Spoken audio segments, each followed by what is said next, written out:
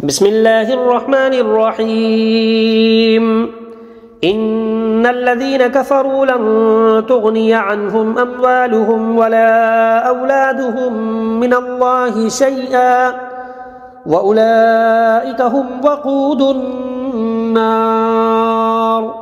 كدأب آل فرعون والذين من قبلهم كذبوا بآياتنا فأخذهم الله بذنوبهم والله شديد العقاب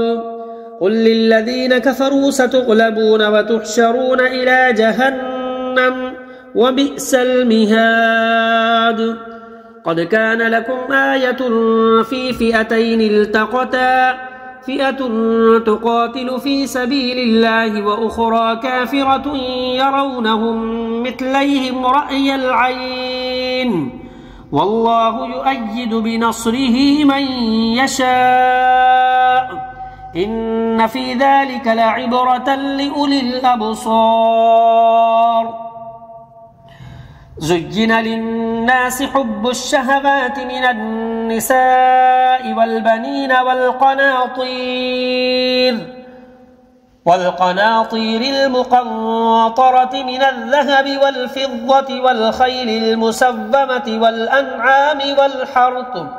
ذلك متاع الحياة الدنيا والله عنده حسن المآب قل أنبئكم بخير من ذلكم للذين اتقوا عند ربهم جنات تجري من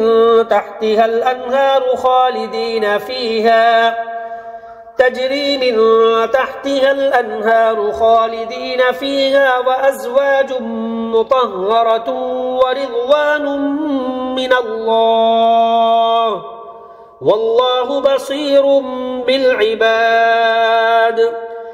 الذين يقولون ربنا إننا آمنا فاغفر لنا ذنوبنا وقنا عذاب النار الصابرين والصادقين والقانتين والمنفقين والمستغفرين بالأسحار شهد الله أنه لا إله إلا هو والملائكة وأولو العلم قائما بالقسط لا إله إلا هو العزيز الحكيم إن الدين عند الله الإسلام وما اختلف الذين أوتوا الكتاب إلا من بعد ما جاءهم العلم بغيا بينهم ومن يكفر بآيات الله فإن الله سريع الحساب فإن حاجوك فقل أسلمت وجهي لله ومن اتبعن